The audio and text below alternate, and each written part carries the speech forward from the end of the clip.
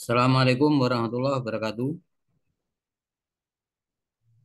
Waalaikumsalam warahmatullahi wabarakatuh.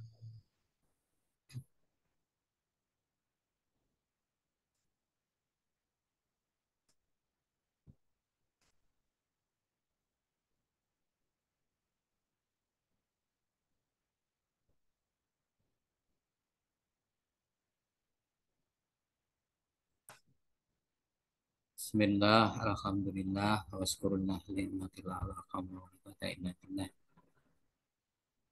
amma ba'da.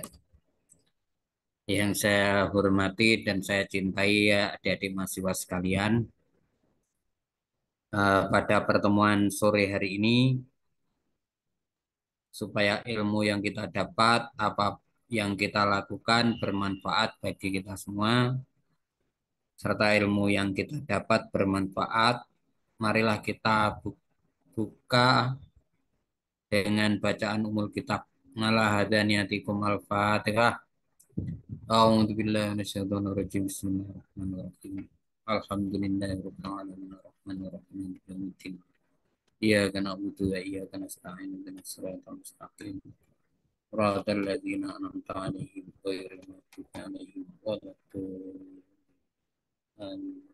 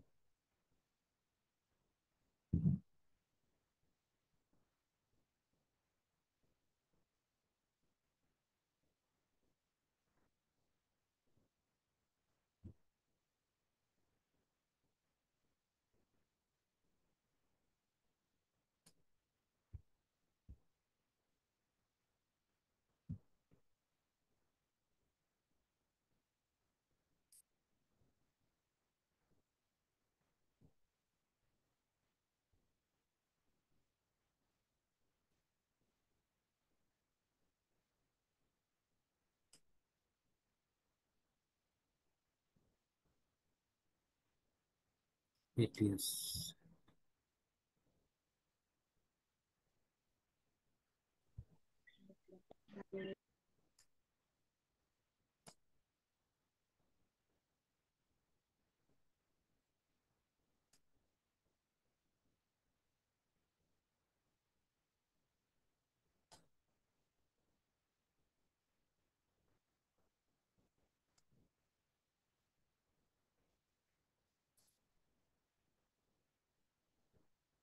Halo, Assalamualaikum. Waalaikumsalam. Waalaikumsalam warahmatullahi. Ini kok tidak kelihatan semua ya?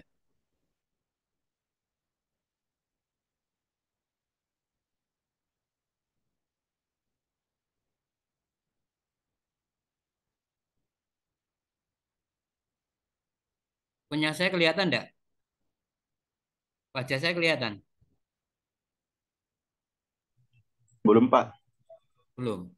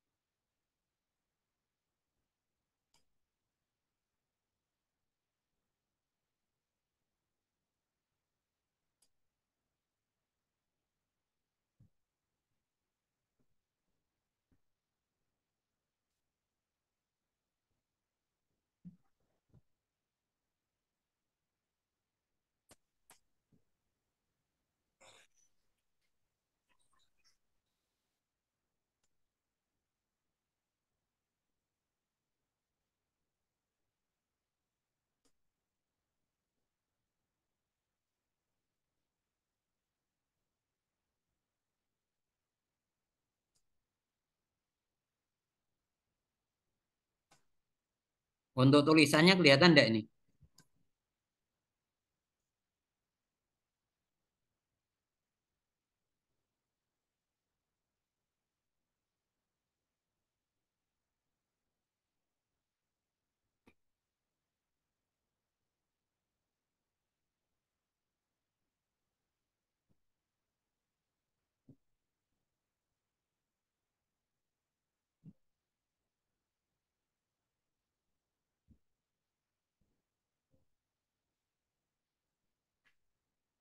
Skip.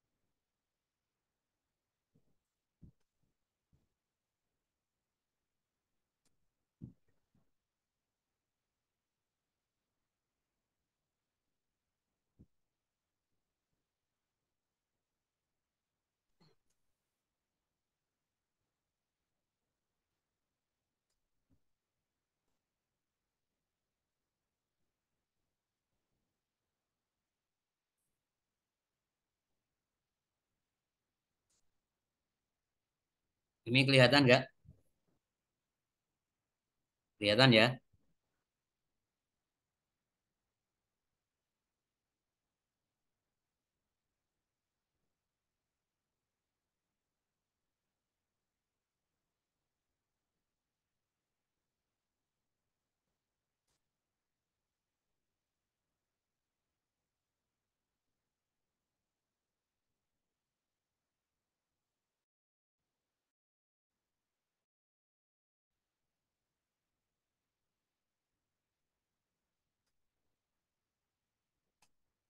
Kita lanjutkan.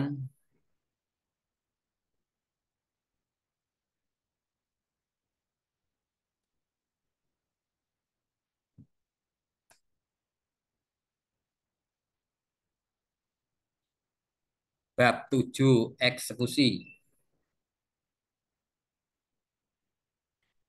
Jadi ketika putusan pengadilan telah mempunyai kekuatan hukum tetap, ya sebelumnya apabila salah satu pihak itu tidak terima dengan putusan pengadilan, maka ada upaya hukum, yaitu upaya hukum tetap dan upaya hukum biasa dan upaya hukum luar biasa ya.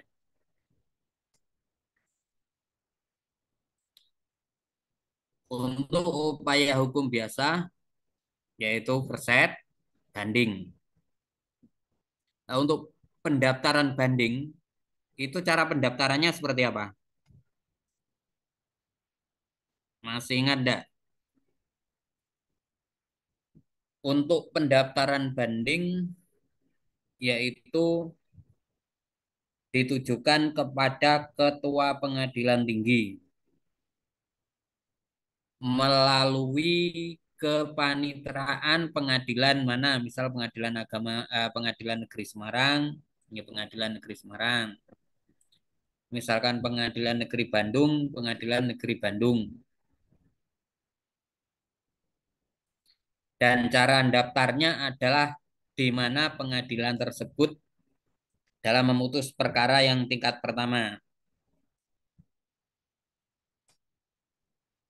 Kemudian untuk perkara kasasi, kasasi juga cara pendaftarannya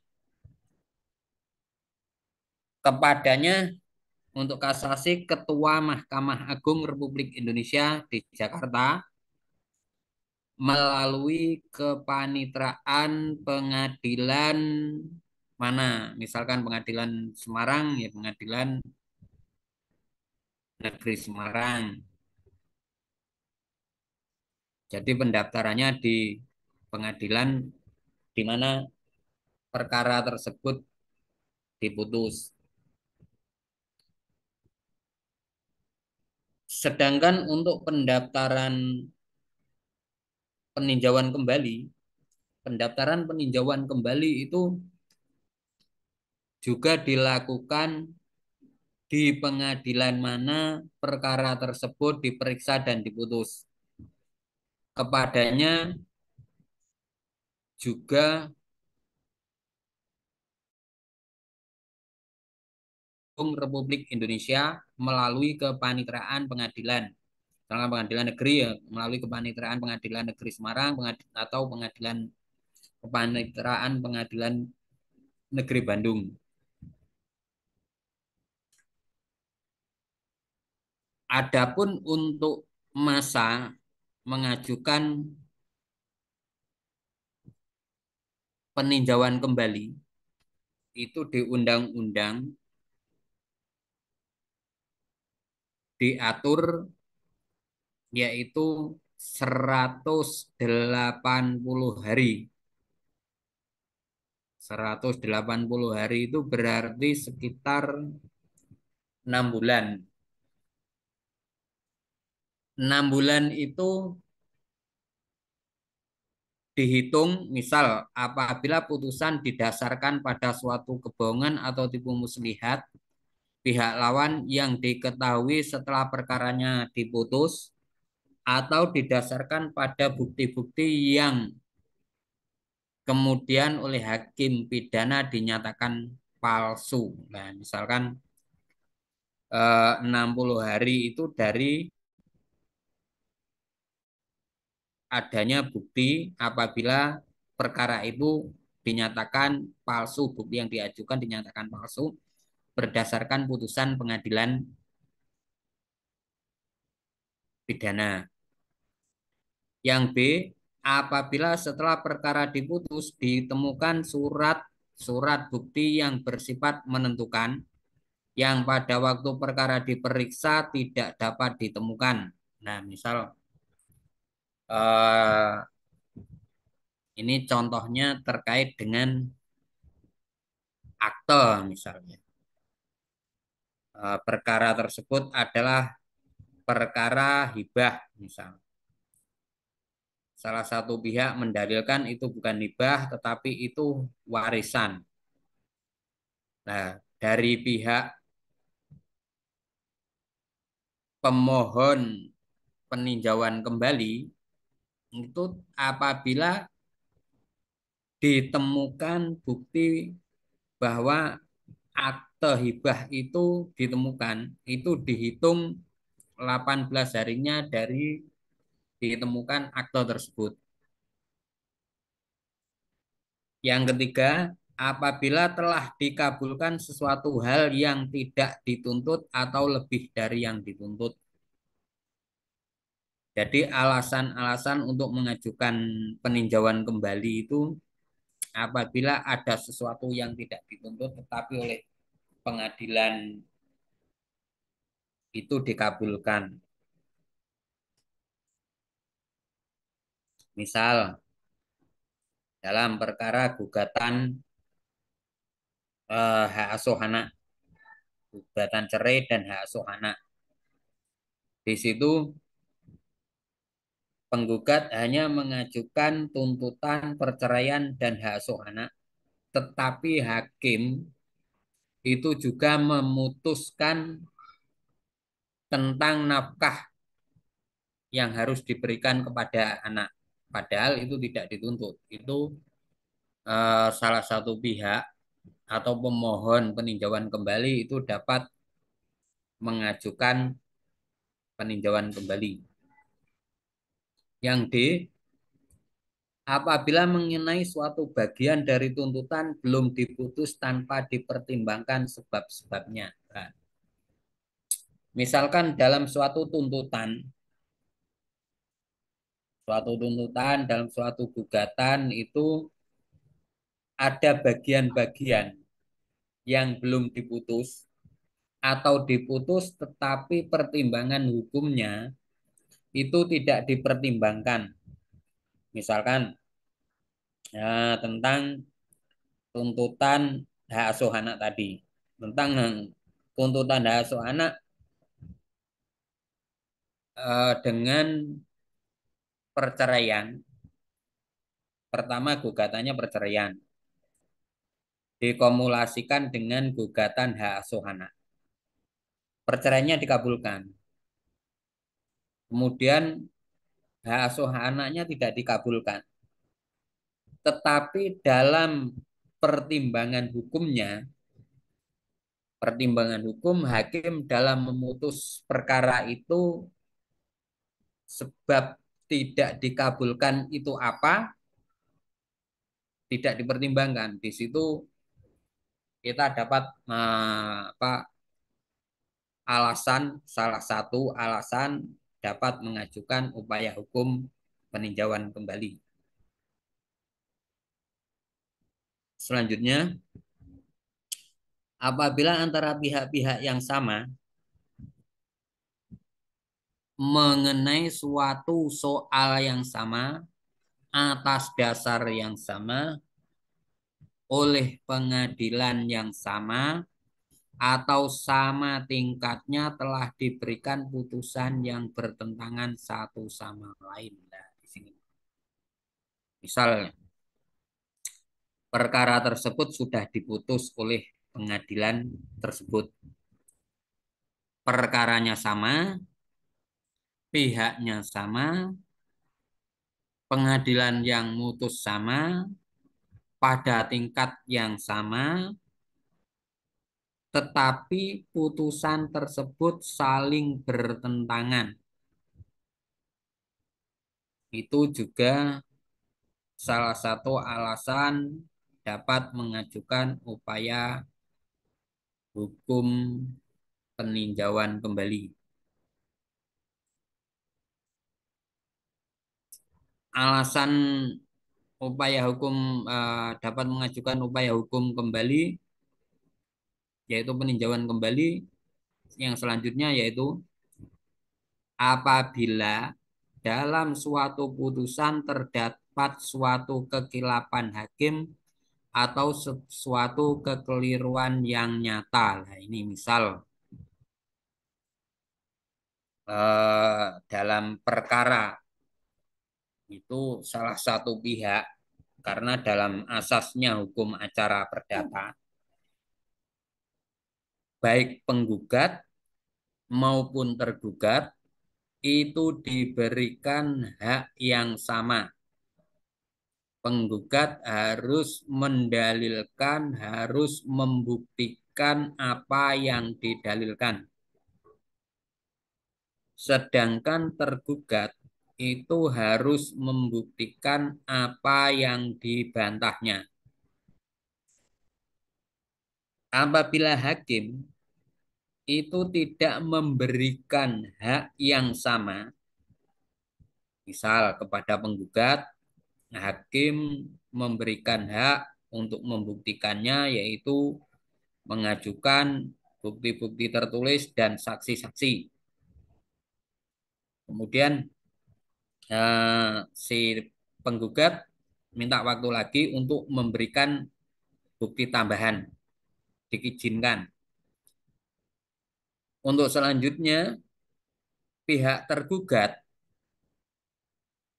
ketika mengajukan bukti-bukti, yaitu bukti tertulis maupun saksi-saksi, dan pihak tergugat berkeinginan minta kepada majelis hakim itu tidak diberikan hak yang sama untuk mengajukan bukti tambahan tidak diizinkan.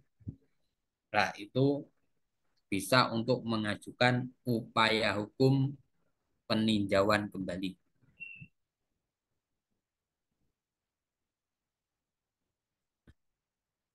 Untuk upaya hukum luar biasa yang selanjutnya yaitu Deden Verset, yaitu perlawanan pihak ketiga.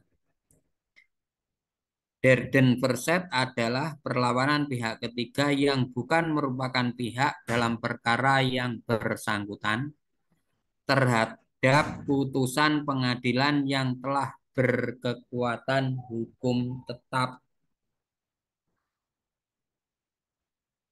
Ya.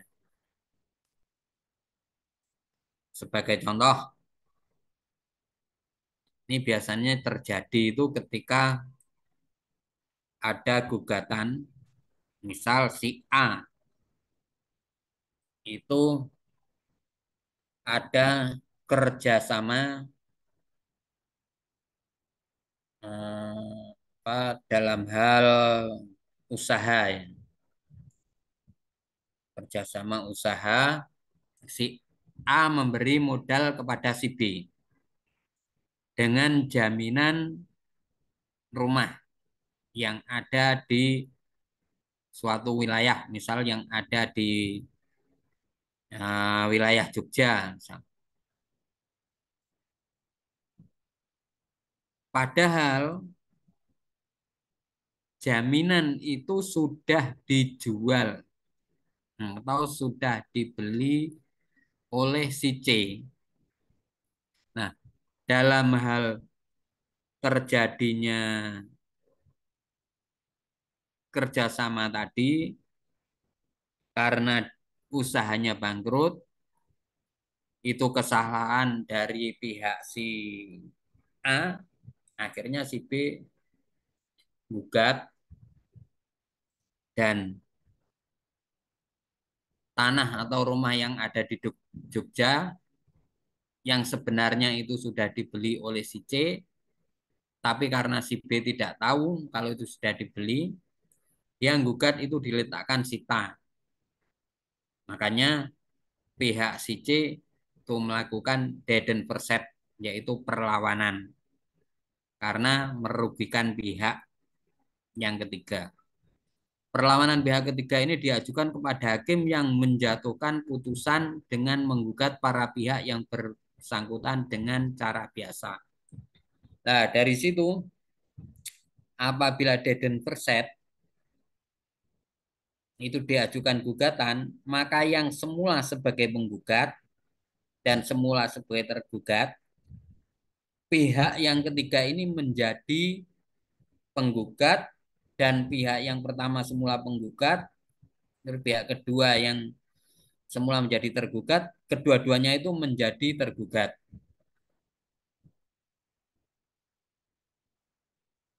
Tuntutannya, gugatannya seperti gugatan biasa pada umumnya. Pak, Bapak mohon maaf, layarnya kok belum ini ya, belum kelihatan. Belum kelihatan? Iya masih masih di apa namanya di kolom materi kuliah belum terbuka gitu di kami. Loh, ini sudah itu? Oh, belum guys. Coba, coba. Kalau yang lain gimana ngelihatnya? Ya belum belum Pak. Tidak kelihatan ya? Iya Pak, belum terlihat. Wah, ini berarti error ini. Oh, oke. Tadi saya masuk nggak bisa-bisa tadi. Hmm, atau berarti itu file yang sudah Bapak kirim ya di halaman yang keberapa? Yang bab bab 7 eksekusi ini kelihatan nggak? Belum Pak, jadi yang di layar kelihatannya materi kuliah hukum acara judul-judul apa file-filenya aja, belum terbuka filenya.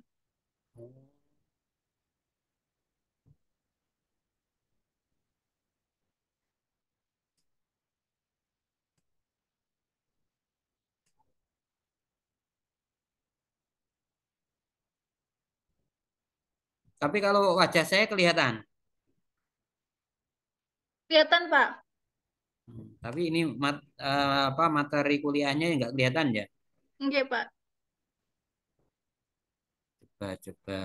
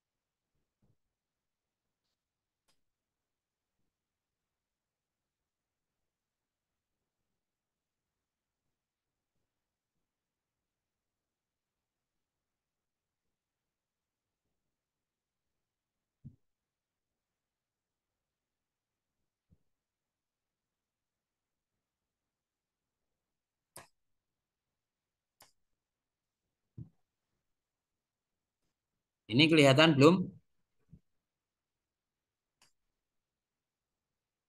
Belum Pak. Masih kayak loading gitu. Sebelum ya. Atau kami buka mandiri aja filenya yang di bagian mana gitu Pak.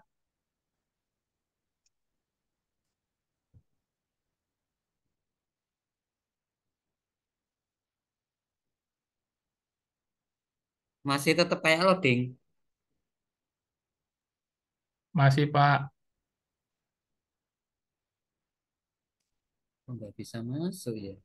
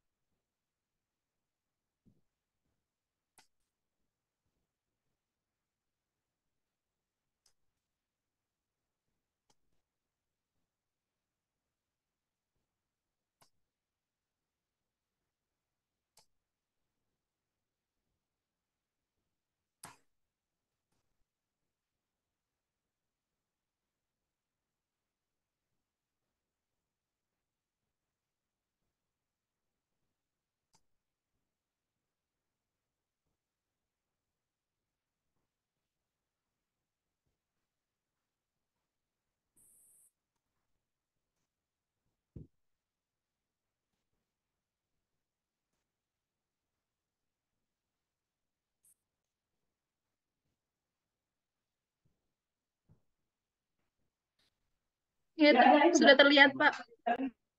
Terlihat ya. Iya, Pak.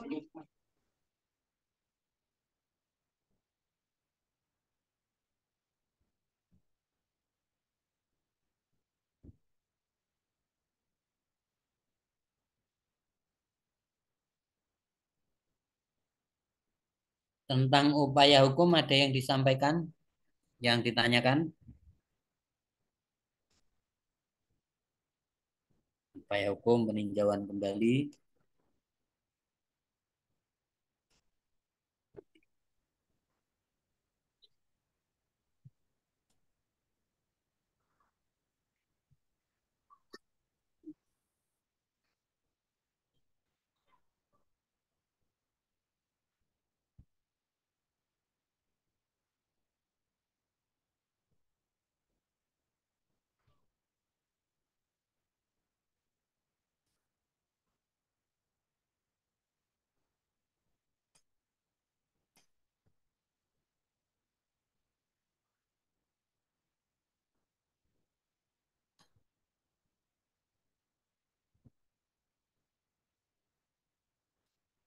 Sudah kelihatan ya.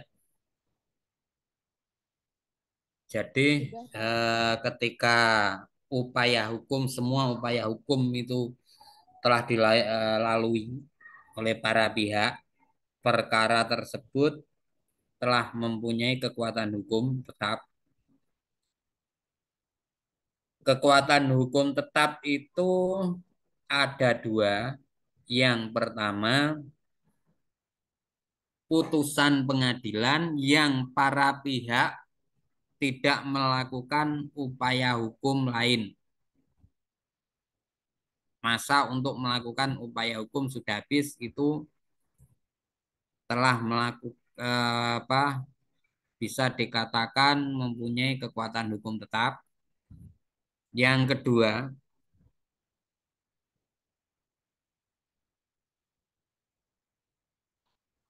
terhadap putusan pengadilan, para pihak yang tidak terima dengan putusan hakim telah melakukan seluruh upaya hukum yang dibenarkan oleh undang-undang.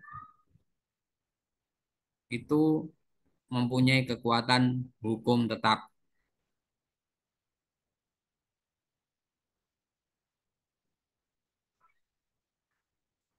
Maka perkara tersebut dapat dilakukan permohonan eksekusi. Bab 7, eksekusi adalah pelaksanaan secara resmi suatu putusan pengadilan di bawah pimpinan ketua pengadilan menurut Abdul Qadir Muhammad. Menurut Abdul Qadir Muhammad, itu pengertian eksekusi adalah pelaksanaan secara resmi suatu putusan pengadilan di bawah pimpinan ketua pengadilan. Putusan pengadilan dipaksakan kepada pihak yang kalah. Nah, itu kalau namanya eksekusi, itu adalah putusan pengadilan yang dipaksakan kepada pihak yang dikalahkan.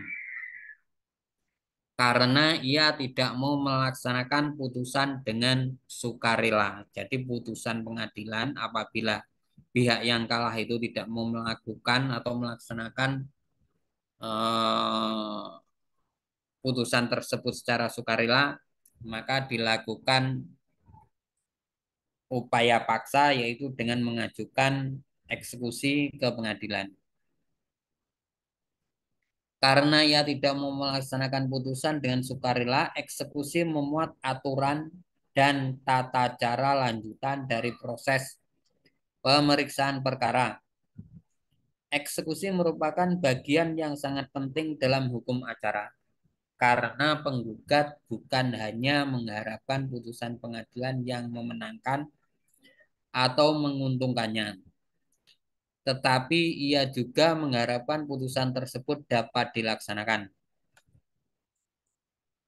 Apabila putusan tersebut tidak dapat dilaksanakan, maka kemenangan penggugat dirasakan sia-sia, bahkan dapat dikatakan ia telah mengalami kerugian karena ia tidak memperoleh hak yang sepatutnya ia terima setelah melewati proses persidangan yang membutuhkan pengorbanan berupa tenaga, waktu, maupun biaya. Jadi eksekusi itu adalah terhadap putusan pengadilan yang pihak dikalahkan itu tidak mau melaksanakan secara sukarela. Dan putusan yang dapat dieksekusi itu adalah yang perintahnya adalah menghukum. Ya. Kalau bentuk putusannya itu adalah meniadakan atau tidak meniadakan, maka itu tidak dapat dilaksanakan eksekusi. Misal contoh putusan yang bunyinya meniadakan, misalkan menyatakan putus perkawinan antara penggugat dan tergugat, putus karena perceraian, itu tidak bisa dieksekusi. Jadi ketika sudah ada putusan seperti itu secara otomatis ikatan perkawinannya itu sudah tidak ada, sudah putus. Kemudian putusan yang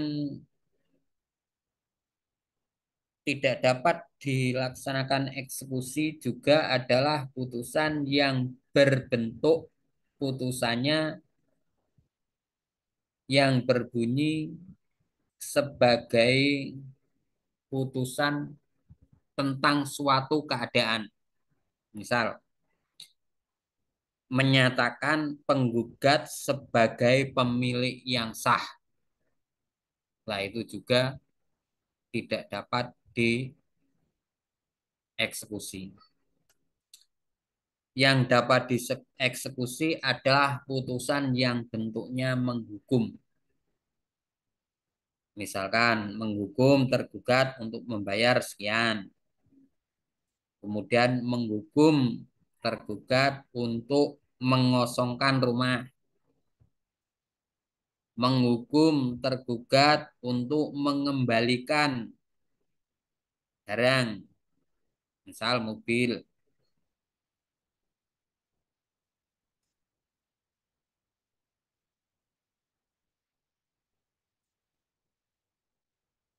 Jadi tidak semua putusan pengadilan itu dapat dilakukan eksekusi atau eksekutable.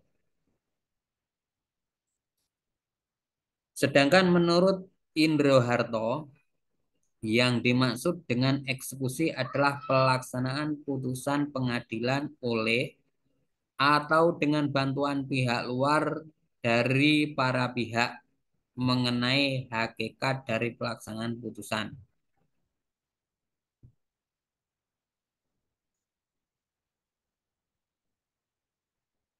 Menurut Sudikno Mertokusumo mengemukakan pemeriksaan perkara memang diakhiri dengan putusan. Akan tetapi dengan dijatuhkan putusan saja belumlah selesai persoalan. Putusan itu harus dapat dilaksanakan atau dijalankan. Suatu putusan tidak ada artinya apabila tidak dapat dilaksanakan. Oleh karena itu, putusan hakim mempunyai kekuatan eksekutorial, yaitu kekuatan untuk dilaksanakan apa yang ditetapkan dalam putusan itu secara paksa oleh alat-alat negara. Sehingga pelaksanaan putusan hakim atau eksekusi pada hakikatnya tidak lain ialah realisasi daripada kewajiban dari pihak yang bersangkutan untuk memenuhi prestasi yang tercantum dalam putusan tersebut.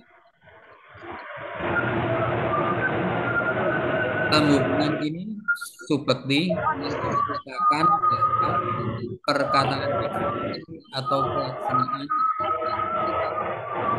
sudah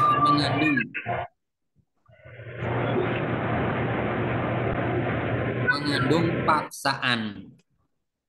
Putusan pengadilan dipaksakan kepada pihak yang dikalahkan tadi karena ia enggan mematuhi secara sukarela.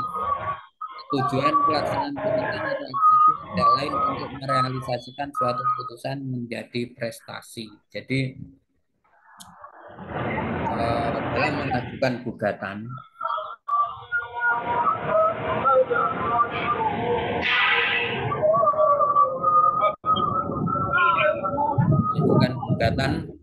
itu harus dilihat apakah putusan itu dapat dieksekusi atau tidak.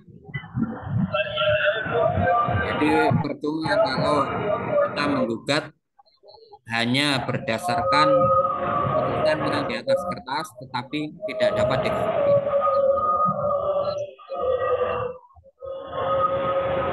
Jalan dengan ini, Jazuli Bahar mengemukakan bahwa prinsip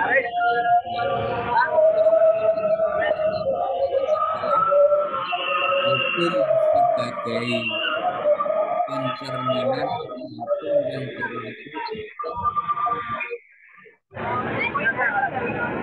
dalam masyarakat yang pernah dilanggar.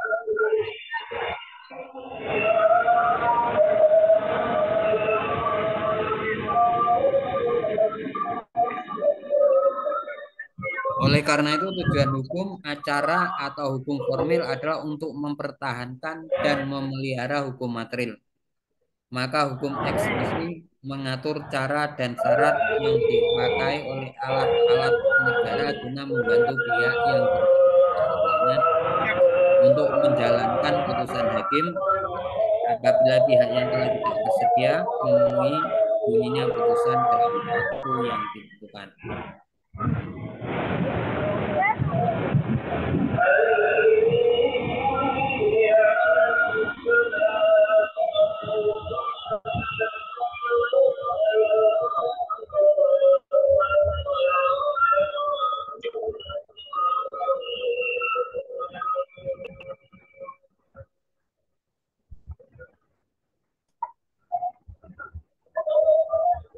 Ada yang mau ditanyakan?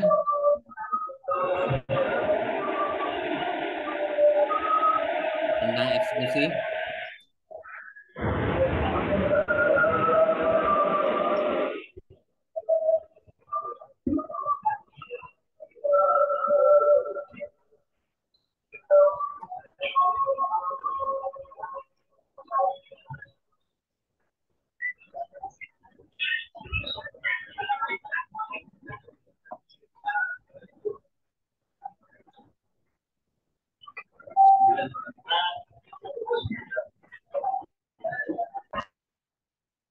Yang tanyakan enggak? Silakan.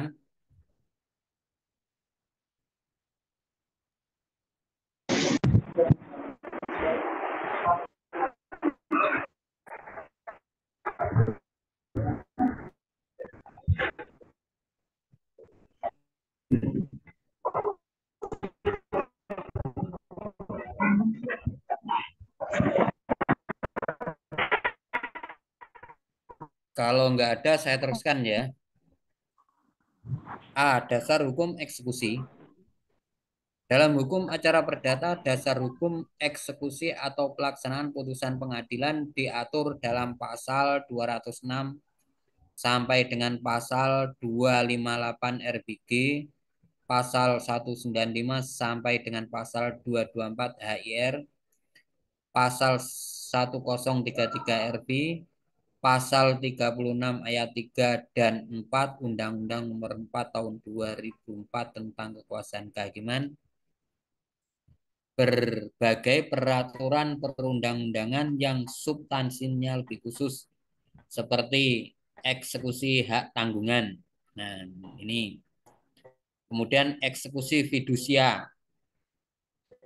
Eksekusi hak tanggungan itu misal biasanya terjadi di perbankan. Kalau hak tanggungan itu terhadap benda yang tidak bergerak. Misal mengajukan pinjaman di bank dengan jaminan sertifikat tanah. Lah, itu masuknya adalah hak tanggungan. Sedangkan terhadap barang bergerak itu bukan hak tanggungan, tetapi fidusia. Misalkan pinjaman jaminan dengan BPKB sepeda motor atau BPKB mobil atau proses kredit, ya, kredit mobil, kredit motor itu ketika pihak yang kredit itu tidak bisa mengangsur, maka dengan eksekusi fidusia pihak leasing dapat mengajukan eksekusi, yaitu ngambil sepeda motor yang dikredit tadi.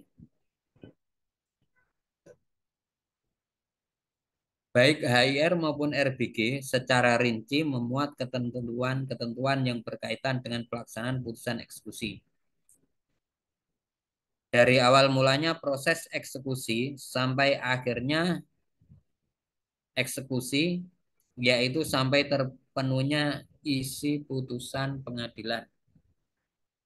Dalam pasal 195 sampai 224 HIR atau pasal 206 sampai pasal 258 RBG telah diatur ketentuan tentang peringatan, B. Sita eksekusi, C.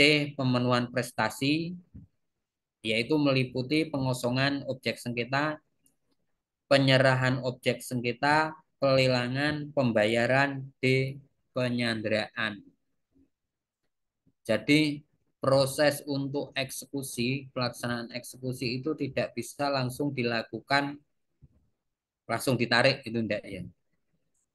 Jadi yang pertama dilakukan teguran, peringatan atau unmanning ketika pihak pengadilan itu telah melakukan peringatan, teguran atau unmanning untuk menyerahkan atau melaksanakan putusan itu secara sukarela, itu harus dilakukan. Kalau itu tetap tidak dilakukan, maka baru dilakukan proses sita, diletakkan sita dulu.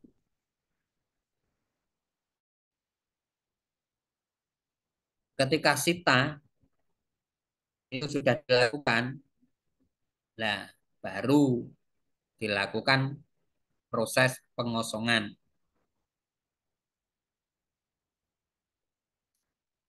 Misalkan pengosongan objek sengketa atau penyerahan objek sengketa, dilakukan pelelangan, pembayaran. Jadi untuk pelaksanaan eksekusi itu macam-macam. Ada yang bentuknya itu pengosongan, ada yang bentuknya itu penyerahan, atau bentuknya itu pelelangan, atau penyanderaan. Biasanya penyanderaan ini dilakukan terhadap wajib pajak.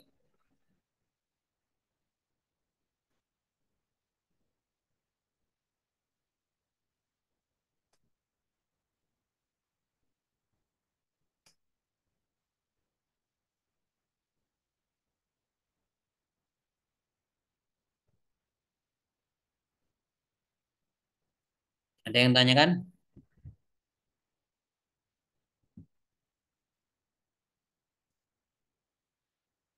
Tentang ini?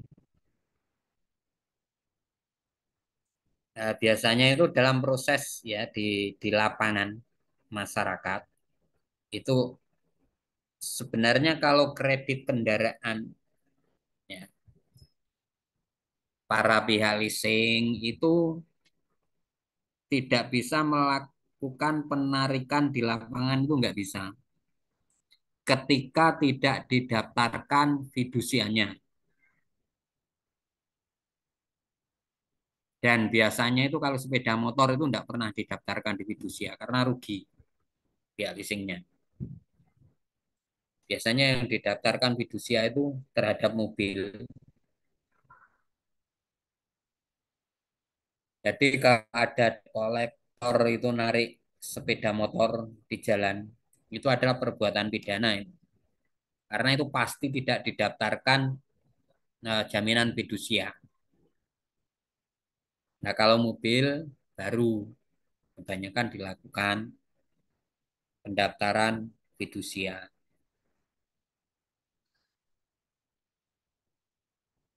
Ada yang tanyakan? Mau bertanya, Pak.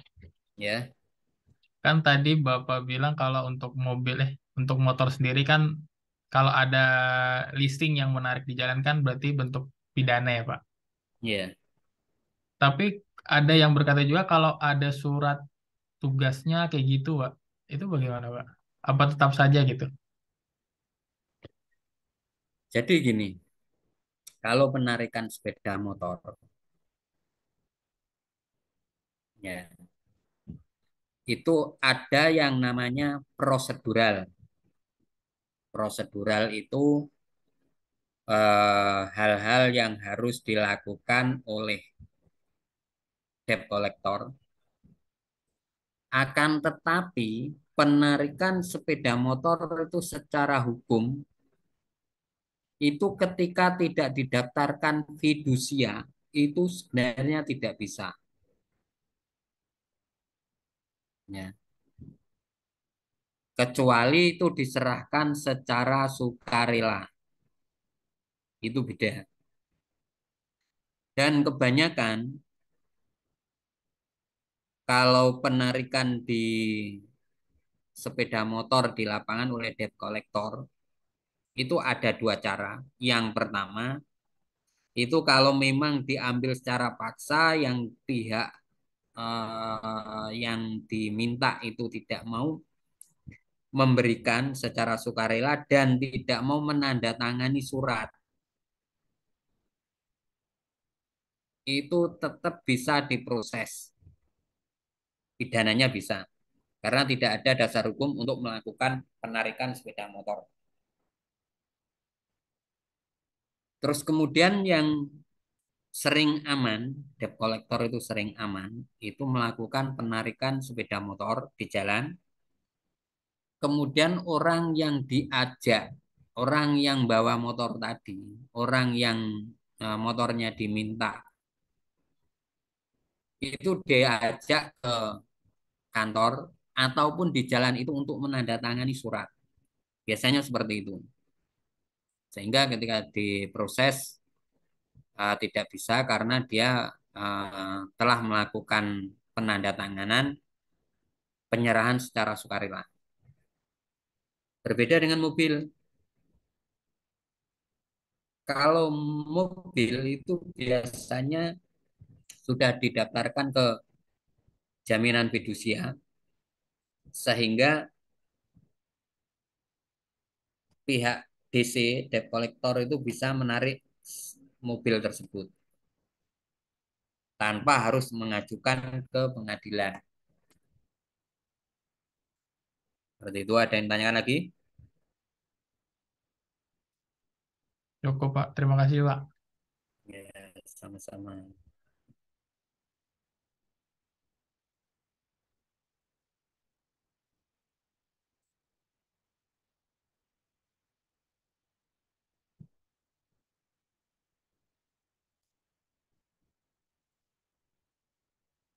Saya lanjutkan.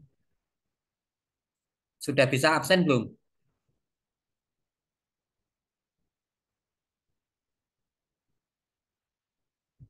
Untuk absennya sudah bisa belum? Tadi masih yang tanggal 16, Pak. Tanggal 16.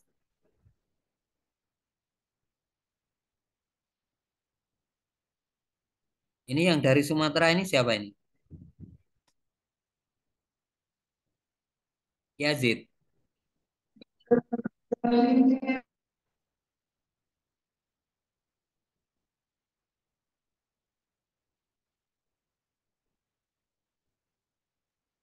Sampai saat ini masih belum, Pak.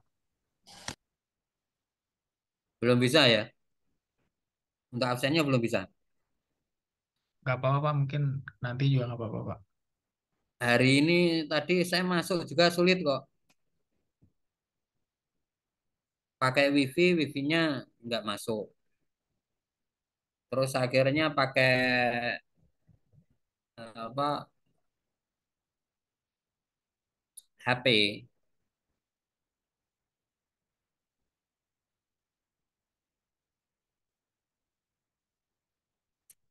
Kalau nggak ada yang tanyakan, saya lanjutkan. Asas-asas eksekusi. Ada 4 asas penting dalam hukum acara perdata, yaitu satu, menjalankan putusan yang telah berkekuatan hukum tetap. Pada prinsipnya, putusan yang dapat dieksekusi adalah putusan yang telah berkekuatan hukum tetap atau pasti atau ingkrah van jewis, kecuali putusan serta-merta with forbar bis forat. Suatu putusan pengadilan punya kekuatan hukum tetap apabila terhadap putusan tersebut sudah tidak ada lagi upaya hukum biasa. Dalam hukum acara, sebagai telah diuraikan, dikenal 3 jenis hukum biasa terhadap putusan pengadilan: perset, banding, dan kasasi. Nah, jadi nanti kalau ada pertanyaan, sebutkan macam-macam upaya hukum biasa, yaitu perset, banding, dan kasasi. Sedangkan upaya hukum luar biasa adalah peninjauan kembali dan dedenverset.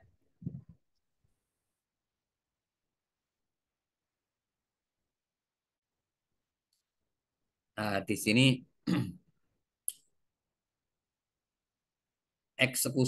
pelaksanaan eksekusi itu dapat dilaksanakan apabila sudah tidak ada upaya hukum lain, ya. Semua upaya hukum telah dilalui, itu baru dapat dilaksanakan eksekusi,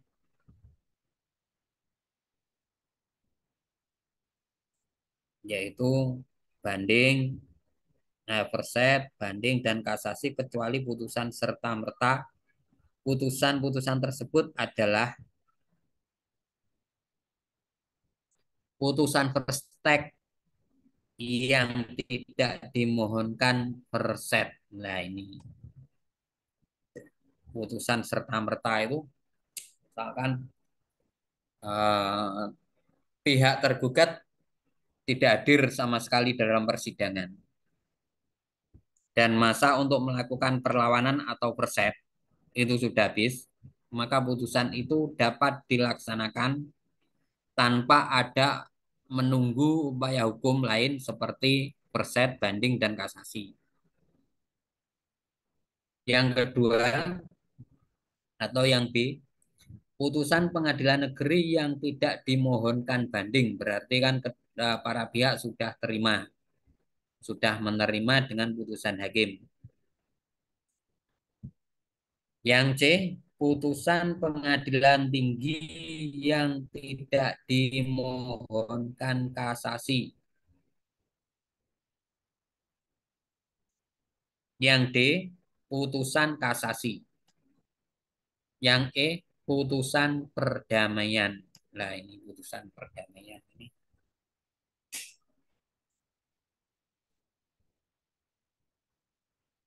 Misalkan putusan itu sebenarnya yang mempunyai kekuatan hukum yang paling tinggi adalah ini, putusan perdamaian. Karena putusan perdamaian itu bentuknya adalah akta dading dan itu tidak bisa dibanding dan tidak bisa dikasasi.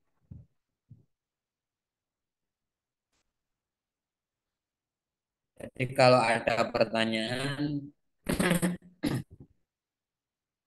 putusan serta-merta itu putusan apa? Yaitu putusan perstek yang tidak dimohonkan banding, putusan pengadilan negeri yang tidak dimohonkan perset, nah, putusan perstek yang tidak dimohonkan perset, putusan pengadilan negeri yang tidak dimohonkan banding, putusan pengadilan tinggi yang tidak dimohonkan kasasi, kemudian putusan kasasi, yang terakhir putusan perdamaian atau akte dading. Putusan yang berkekuatan hukum tetap berarti putusan yang sudah mempunyai kekuatan mengikat yang positif sebagai yang sudah benar dan tidak boleh diubah lagi. Ini menurut Zazali Bakar.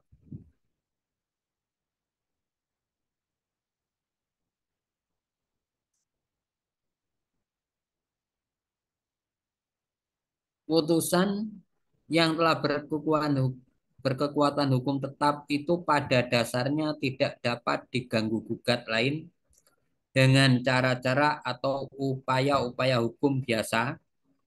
Isi atau amar putusan tersebut sudah dapat diterapkan dan sudah menimbulkan akibat-akibat hukum. Oleh karenanya, isi putusan pengadilan itu harus ditaati oleh para pihak.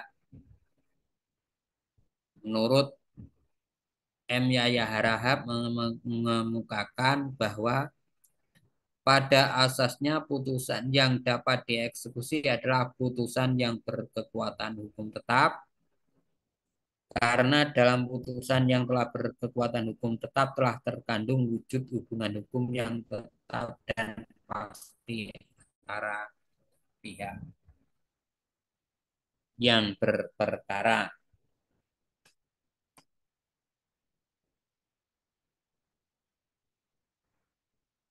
Disebabkan hubungan hukum antara pihak yang berperkara sudah tetap dan pasti.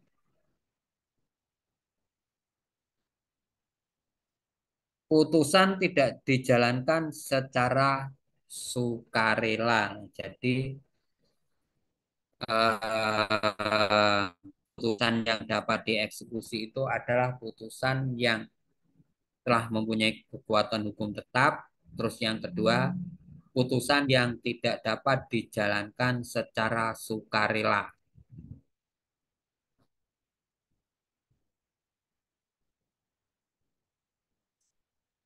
Putusan tidak dijalankan secara sukarela sesungguhnya ada dua cara menjalankan isi putusan, yaitu dengan cara sukarela dan dengan cara paksa. Pelaksanaan putusan secara paksa atau eksekusi.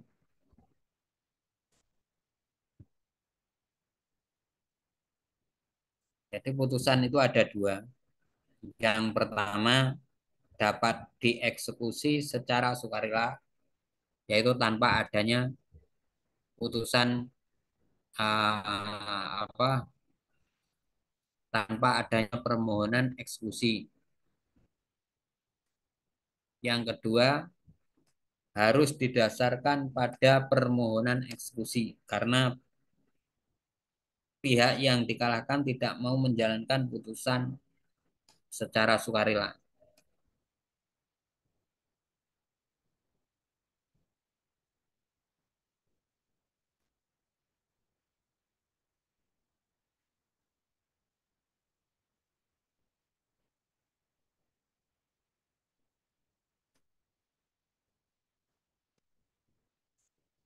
Ada yang ditanyakan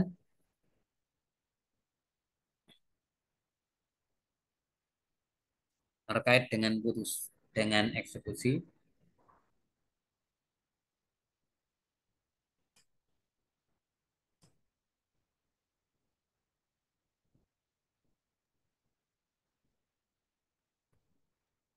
Untuk materinya, Pak, nanti mungkin apa udah ada, Pak, materinya di Bapak share? Belum, nanti saya anu ya bisa di download di SIM sama nanti seperti kemarin. Yang kemarin sudah bisa toh dibuka untuk materi kemarin.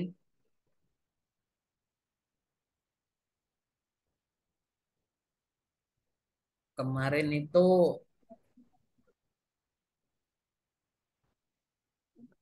Iya Pak, sudah ada di SIM kemarin.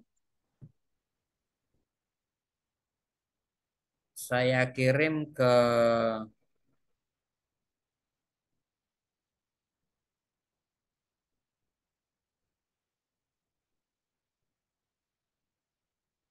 Abdul Aziz. Nji, Pak. Sudah dikirim ya ke grup kemarin ya, Wes, Pak. yang untuk materinya. Sudah. Ya, terima kasih. Nanti saya kirim lagi yang materi sore hari ini.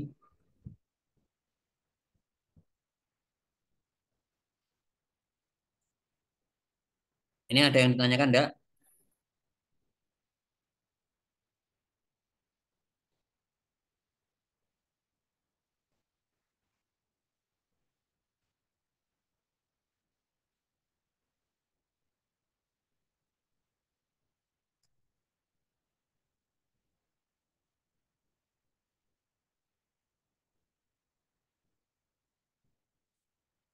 Kalau enggak ada saya teruskan.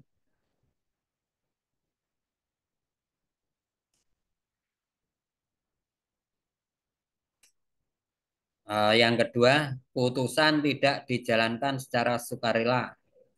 Sesungguhnya ada dua cara menjalankan isi putusan, yaitu dengan cara sukarela dan dengan cara paksa atau pelaksanaan putusan secara paksa atau eksekusi. Eksekusi baru menjadi pilihan apabila tergugat yang dikalahkan tidak mau menjalankan isi putusan secara sukarela. Dalam hal ini, pihak yang dikalahkan dalam putusan tersebut bersedia menjalankan putusan secara sukarela, maka menjalankan putusan secara eksekusi sudah tidak relevan lagi. Jadi ketika tergugat sudah mau melaksanakan putusan secara sukarela, maka tidak perlu dijalankan putusan secara eksekusi. Hal ini terjadi karena pihak yang dikalahkan sudah secara sempurna telah memenuhi prestasi yang dibebankan kepadanya sebagai yang tercantum dalam amar putusan pengadilan.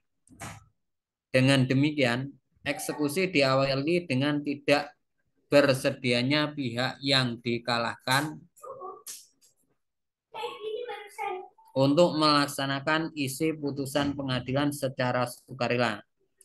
Keadaan ini ditindaklanjuti oleh yang menang dengan mengajukan permohonan baik lisan maupun tertulis kepada pengadilan negeri agar putusan pengadilan dilaksanakan. Atas dasar permohonan ini, pengadilan negeri memanggil pihak yang dikalahkan untuk ditegur atau unmanning. Jadi sebelum adanya eksekusi, dilakukan unmanning dulu oleh pengadilan negeri.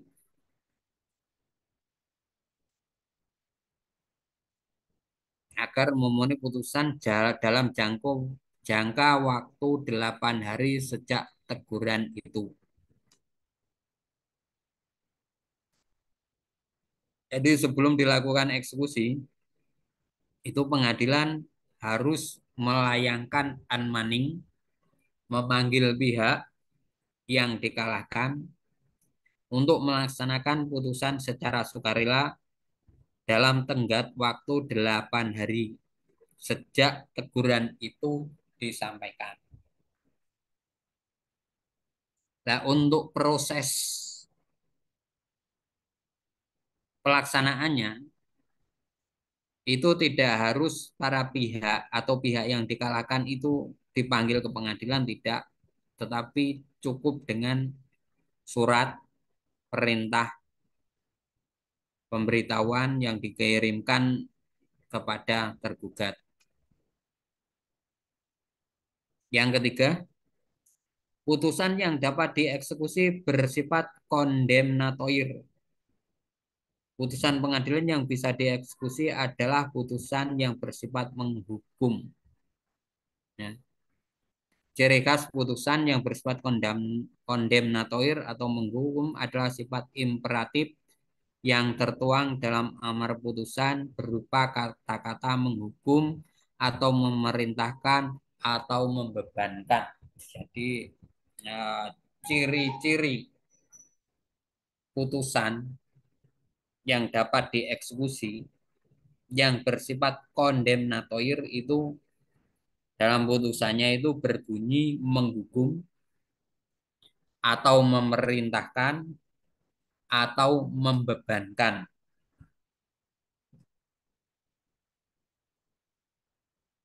Contoh ini menghukum tergugat atau siapapun yang diberi hak daripadanya terhadap tanah sawah sengketa tersebut segera menyerahkan kepada penggugat baik secara sukarela maupun dengan cara eksekusi. Bila perlu dengan bantuan polisi. Nah, di sini putusan hakim itu harus tegas, jelas.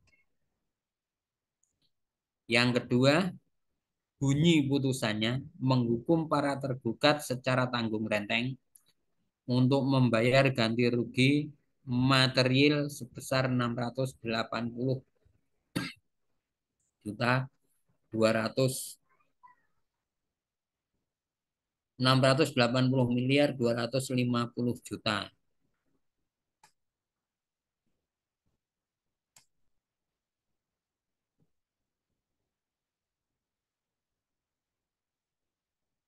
Secara tunai kepada para penggugat ditambah bunga 6% per tahun sejak gugatan ini didaftarkan ke Pengadilan Negeri Jakarta sampai seluruhnya dibayar lunas. Itu bentuk-bentuk ya, bentuk-bentuk putusan yang dapat dieksekusi. Kalau bentuk-bentuk atau kalimat dari putusan tidak berbunyi menghukum, memerintahkan, atau membebankan itu tidak bisa dilaksanakan eksekusi.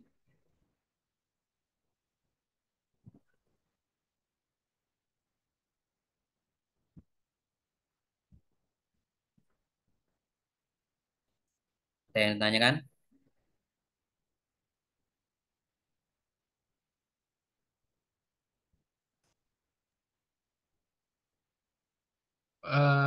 Izin bertanya, Pak. Ya. Berarti untuk misalkan ada sengketa rumah ya, Pak. Hmm. Kemudian eh, rumahnya itu atau tanahnya itu harus diserahkan kepada pihak yang menang. Hmm. Namun sampai beberapa lama setelah putusan itu nggak diserah-serahin, Pak. Itu berarti setelah 8 hari baru bisa dilakukan eksekusi bersama polisi atau sebelum 8 hari itu, Pak? Jadi gini, misalkan ya ada putusan tentang sengketa tanah atau rumah. Misal yang kalah itu diperintahkan untuk mengosongkan atau menyerahkan kepada yang menang. Itu memang biasanya pihak yang kalah nggak mau menyerahkan. Seringnya banyaknya seperti itu. Jadi 8 hari itu bukan dihitung dari perkara itu dimenangkan bukan ya, diputus bukan. Ketika tingkat pertama diputus, itu pihak tergugat atau pihak yang kalah itu bisa melakukan upaya hukum banding dulu. Setelah banding ada upaya hukum kasasi. Ketika upaya hukum kasasi dia tidak melakukan upaya hukum kasasi, ketika ada upaya hukum banding dia tidak melakukan upaya hukum banding. ketika ada upaya hukum peninjauan kembali, dia tidak melakukan upaya hukum peninjauan kembali, itu berarti perkara sudah mempunyai putusan itu sudah mempunyai kekuatan hukum tetap. Tetapi pihak yang kalah tidak mau menyerahkan rumah tersebut, itu tidak serta-merta pengadilan akan melakukan unmanning ataupun teguran kepada tergugat itu tidak. Nah, jadi 8 hari itu ketika putusan itu sudah mempunyai kekuatan hukum tetap, maka pihak yang menang itu mengajukan permohonan untuk unmanning ke pengadilan. Permohonan unmanning ke pengadilan Gimana Pak? Bisa diulangi Pak? ketika putusan itu sudah mempunyai kekuatan hukum tetap, ya, pihak yang menang itu harus mengajukan permohonan unmanning ke pengadilan. Dia membuat surat unmanning. Seperti ini, seperti ini, seperti ini bunyinya. Nah, setelah itu baru nanti pihak pengadilan itu memberikan unmanning kepada tergugat atau orang yang dikalahkan tersebut dalam waktu 8 hari dia harus mengosongkan rumah tersebut.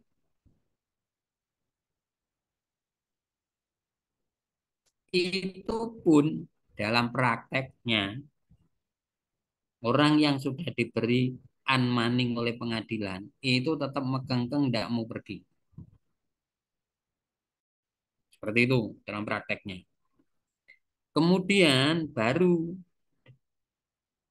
proses permohonan eksekusi pengosongan. Misalkan ingin mengosongkan, ya itu pengosongkan, dikosongkan rumah itu. Jadi barang-barang, ya, perabot rumah tangga itu dikeluarkan. Orangnya juga dikeluarkan. Nah, disinilah biaya yang paling mahal itu untuk melaksanakan eksekusi. Karena harus menghadirkan aparat keamanan.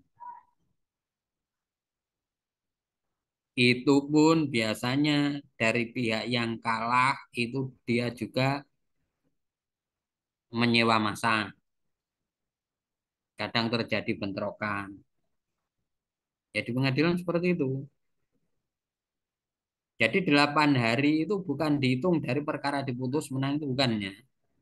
8 hari itu dihitung dari misalkan dari pihak yang menang itu mengajukan permohonan unmanning ke pengadilan.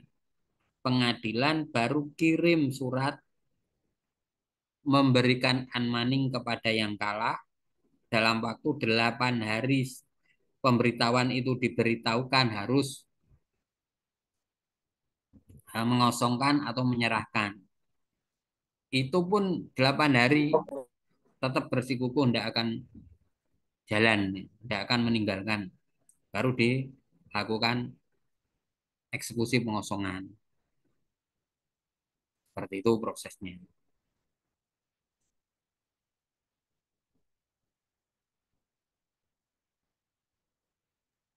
Ya Pak. Ini sampai jam berapa toh? Menurut jadwalnya jam berapa? Sampai jam berapa? Jam 17 Pak, jam 5. Pas. Iya, Lebih sedikit nggak bisa, kurang nggak bisa ya. iya. Soalnya tadi Pak Anies udah ngasih ini Pak, apa? Di SIM-nya udah ada countdown yang sampai ini Pak, sampai mulai jam 17 mulai. Oh, berarti ada anu juga ya, Ada Pak habis. Anies. Nah, itu jam berapa sampai jam berapa itu, Pak Anies?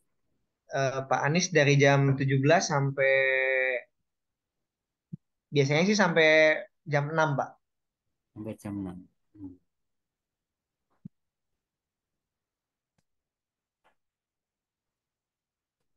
Oke.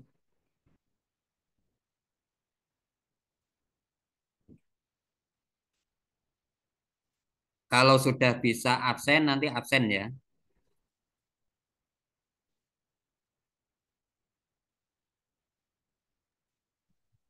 Pak, Ya, mohon maaf, Anmen tuh tadi apa ya? Lupa. Unmanning. Unmanning. Unmanning itu adalah peringatan atau teguran. Oh, Tulisannya AAN, Manning.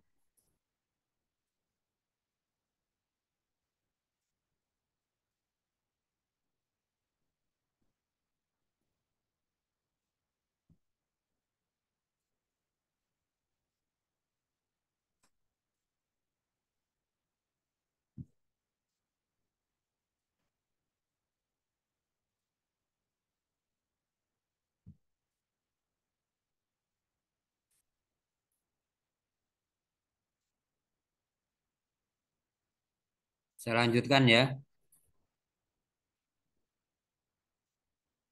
Eksekusi atas perintah dan di bawah pimpinan ketua pengadilan. Nah, jadi eksekusi itu adalah atas perintah ketua pengadilan.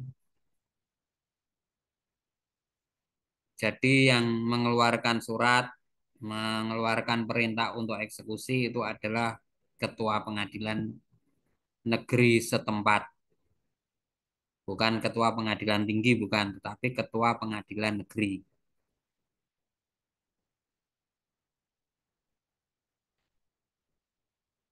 Dalam hukum acara perdata jelas dan tegas fungsi ketua pengadilan sebagai yang memerintahkan dan yang memimpin pelaksanaan putusan eksekusi. Jadi tugasnya ketua pengadilan itu ada dua, memerintahkan dan memimpin pelaksanaan eksekusi. Kalau dalam perkara pidana yang melaksanakan eksekusi adalah jaksa, bukan ketua pengadilan. Kalau perkara pidana ya, yang melaksanakan eksekusi adalah jaksa. Tetapi kalau perkara perdata yang melaksanakan, yang memerintahkan adalah ketua pengadilan negeri.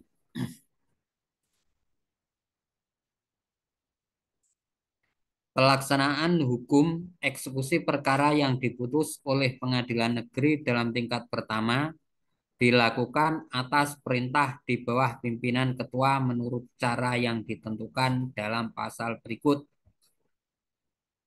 2. Jika putusan seluruhnya atau sebagian harus dilaksanakan di luar wilayah hukum, jaksa di tempat kedudukan pengadilan negeri atau ketua tidak ada di tempat itu, maka ketua dapat meminta secara tulis perantara jaksa yang bersangkutan. Ini dalam bunyi dari pasal 206. Ya, ini masih aturan yang lama. Nah, di sini dijelaskan jaksa dalam ayat 2 dan ayat lainnya dalam ketentuan ini harus dianggap tidak ada. Jadi ini ya jaksa dalam ayat 2 ini seharusnya dirubah, dibuang. Tapi karena undang-undangnya belum ada perubahan, masih berbunyi seperti itu. Dan dalam konteks hukum acara perdata sekarang dibaca pengadilan negeri. Nah, jaksa itu kalau sekarang dibaca pengadilan negeri atau diganti dengan pengadilan negeri atau wilayah hukum pengadilan negeri. Yang dimaksud dengan di bawah pimpinan ketua pengadilan dalam ketentuan pasal 206 ayat 1 RBG, pasal 195 ayat 1 HIR adalah mencakup pengawasan dan tanggung jawab sejak diterimanya permohonan sampai selesainya pelaksanaan putusan. Dalam Undang-Undang Kekuasaan Kehakiman Nomor 4 Tahun 2004 yang diperbarui dengan Undang-Undang Nomor 48 Tahun 2009, Pasal 3 ayat 3 ditentukan pelaksanaan putusan pengadilan dalam perkara perdata dilakukan oleh jurusita dan jurusita dipimpin oleh ketua pengadilan. Nah, untuk pelaksanaannya yang melaksanakan adalah jurusita. Tetapi yang memimpin pelaksanaan eksekusi adalah ketua pengadilan. Itu ya.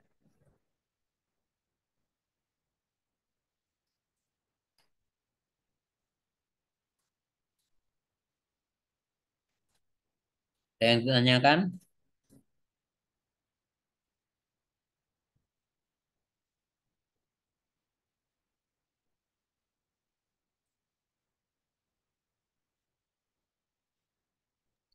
Cukup, Pak. Cukup ya. Kalau cukup, ya waktunya sudah habis. Sedikit Pak bertanya. Ya. Berarti nanti ketika setelah semua jalur hukum sudah dilalui, kemudian unwinding sudah keluar, kan akhirnya ada perintah untuk eksekusi ya Pak. Nah, Ya.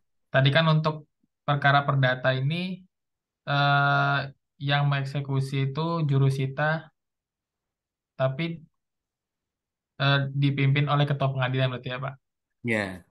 Itu berarti nanti hakim meminta ya Pak berarti. Hakim.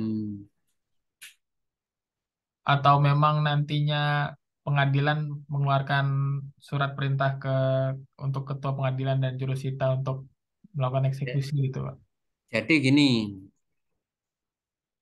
ketika putusan itu sudah mempunyai kekuatan hukum tetap, kan biasanya yang kalah itu kan tetap ngotot tidak mau menyerahkan ataupun tidak mau mengosongkan rumah. Kemudian pihak yang menang itu kan mengajukan unmanning dan permohonan eksekusi. Itu ditujukan kepada Ketua Pengadilan Negeri, tulisannya kepada yang terhormat Ketua Pengadilan Negeri untuk pelaksanaan eksekusi atau unmanning putusan Pengadilan Negeri perkara nomor sekian-sekian dan seterusnya. Nah, itu nanti ketua pengadilan baru menetapkan hari, tanggal, dan jurusita yang akan melaksanakan eksekusi itu. Jadi bukan bukan pengadilan apa hakim yang memeriksa itu untuk minta ke ketua pengadilan bukan.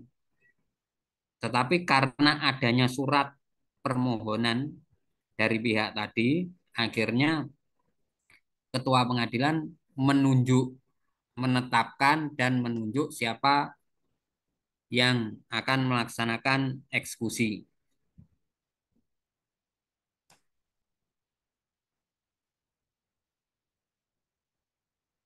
Jadi seperti itu ya.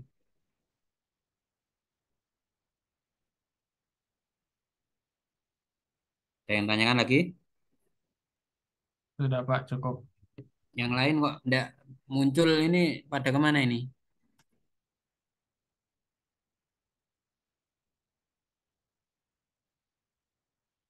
Udah ya. Marilah pertemuan pada sore hari ini kita tutup dengan bacaan hamdalah bersama-sama.